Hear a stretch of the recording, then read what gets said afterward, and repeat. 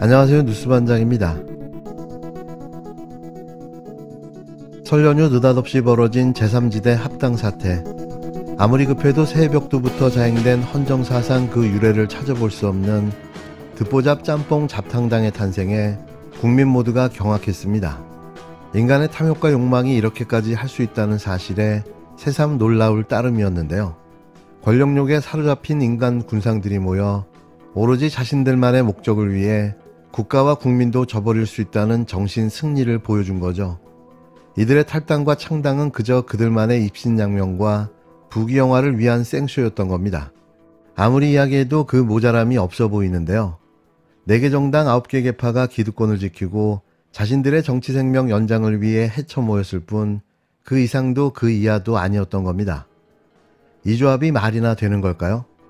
그래서 좋은 점은 한 가지 있어요. 이제 이름을 안 해도 되잖아요. 그동안 새로운 미래, 새로운 선택, 원칙과 상식, 그리고 또 새로운 이름 만들어질 뻔했는데 어쨌든 개혁신당으로 하기로 했다는 거 아닙니까? 네. 근데 이제 이준석 대표를 지지하던 지지층이 이제 대거 이탈하고 있다, 뭐 그런 기사가 꽤 많이 났었는데, 근데 이제 문제는 그러는 과정을 통해 거기 가 있는 현역 의원들이 다 민주당 출신이라는 거예요. 예. 양양자 의원 민주당 출신 아닙니까? 네. 더구나 문재인 당대표 시절에 인재영입 인사였어요. 그리고 그 외에 이원욱, 조홍천, 김종민 전부 민주당 재선 3선들이죠. 금태섭 전 의원도 안철수 의원과 정치 시작했지만 의원은 민주당에서 했고, 이낙연 대표 공동대표 체제인데 네. 뭐 말할 것도 없죠. 문재인 정부 시절에 총리하고 문재인 그 직전에 민주당 도지사하고 민주당 당대표 했잖아요. 이러니 이제 보수 지지층에서는 반발하겠죠. 예, 현역 의원들, 전직 의원들 대부분이 다 민주당 출신 아니냐. 그럼 이낙연 대표를 비롯해서 민주당 출신들을 민주당 지지층을 또 끌고 올 수 있느냐? 없습니다. 왜냐하면 이낙연 대표가 기껏 신당한다더니 이준석 밑으로 가려고 그랬냐. 자존심이 상하거든요. 지지 여부와 별개로. 왜냐하면 이준석 밑으로 간 게 맞아요. 공동대표라고 하지만 정당 법상 등록된 대표는 이준석 대표예요. 굉장히 중요합니다. 옥새는 이준석 대표에게 있다. 이 비례정당을 통해서, 비례정당은 아닌데 비례대표가 꽤 뽑히겠죠. 이 체제라면.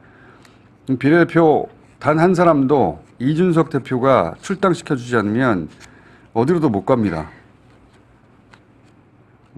그런 의미에서 3지대 대통합이 아니고 양쪽 지지층 모두를 만족시킬 수 없는 마이너스 통합이라고 저는 봅니다. 흡수합당이라고 말씀하셨어요? 예, 저희가 절차적으로는 지금 흡수합당의 절차를 따르고 있습니다. 아, 그냥 이름만 개혁신당의 인지도가 높기 때문에 이름만 개혁신당을 사용하고 1대1 합당이 되는 게 아니고 예. 흡수합당입니까? 저희가 어쨌든 합당이라고 하는 것에 있어가지고 다른 당들을 존중하는 그런 모습은 당연히 보여야 되는 것이고요. 다만 저게 절차상으로는 이게 선거에 처리할 때 흡수합당 절차를 통해 가지고 하는 것이 당면한 선거를 위해 가지고 좋다, 이런 판단을 해서 저희가 그렇게 합의했습니다. 기존 개혁신당 당원이 한 6만 명 정도 되는 걸로 알고 있는데, 네, 예, 그 중에 한 몇 퍼센트나 지금 이탈했다고 그럼 파악하고 계신지 아직 숫자적으로는 모르세요? 대충 알고 있지만 그걸 또 공개하면 적으면 적다고 많다고 또 이 당원들 자극할 수 있기 때문에 그 수치는 공개하지 않고 있습니다. 이준석 대표가 창당한 개혁신당 당원 게시판이 말 그대로 난리가 났습니다. 실망 자체입니다. 탈당으로 뜻을 보여줍시다. 탈당 방법을 안내해달라는 등 탈당 의사를 밝힌 글들이 줄을 이어 올라와 있는데요. 이준석 대표가 이낙연, 이원욱, 금태섭 등 제3지대 정치인들이 이끌던 정당과 전격 합당을 선언하자 기존 지지자들이 반대하고 나선 겁니다. 힘든 결정을 적극 지지한다. 믿고 기다려주면 안 되겠냐는 등 이 대표의 결정을 지지하는 글도 일부 올라와 있지만 탈당하겠다는 글이 대부분인데요. 이번 합당을 놓고 거대 양당에서도 온갖 세력이 모여 잡탕밥이 됐다거나 개혁신당의 법적 대표는 이낙연인가 이준석인가라는 같은 당 정체성에 대한 비판이 제기됐습니다.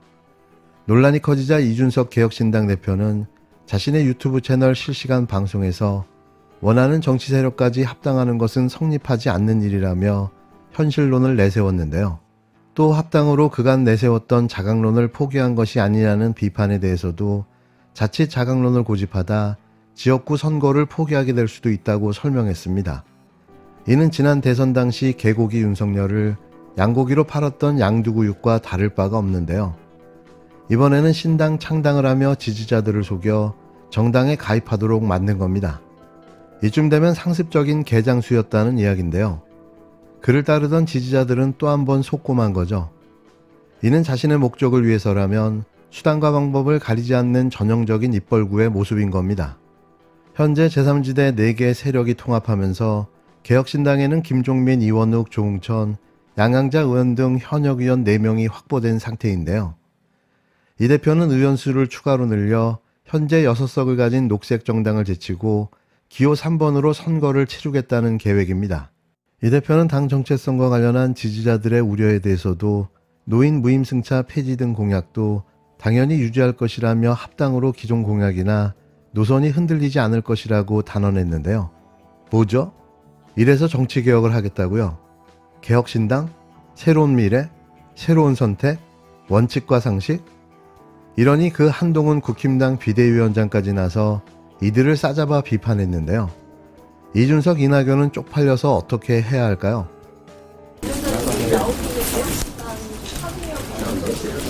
파급력은 뭐 기자님께서 판단하신 문제가 그 파급력의 문제는 아니라서 저는 이렇게 생각합니다. 어떤 정당은 지향점과 정체성은 같아야 한다고 생각해요. 그러니까 그 지향점과 어떤 지향점을 가지고 있는지를 가지고 그게 같은 전제하에서 생각이 다르고 서로 간의 공격과 공방이 내부에서 있을 수 있다고 생각합니다. 그리고 그런 식의 건강한 토론은 그 당을 자유민주 정당이라면 강하게 만드는 거고요. 우리 당이 그렇습니다. 우리 당은 김경률도 있지만 훨씬 더 오른쪽을 가진 생각들도 많이 있습니다. 그렇지만 우리는 지향점이 같습니다. 시장경제를 신봉하고 자유민주주의 헌법 질서를 지키는 겁니다. 그런데 지금 그 신당은 그 정체성이라는 게 정말 있습니까? 있는 건가요? 그 신당이 태동하게 된 이유는 바로 아까 말한 그 선거제 때문입니다.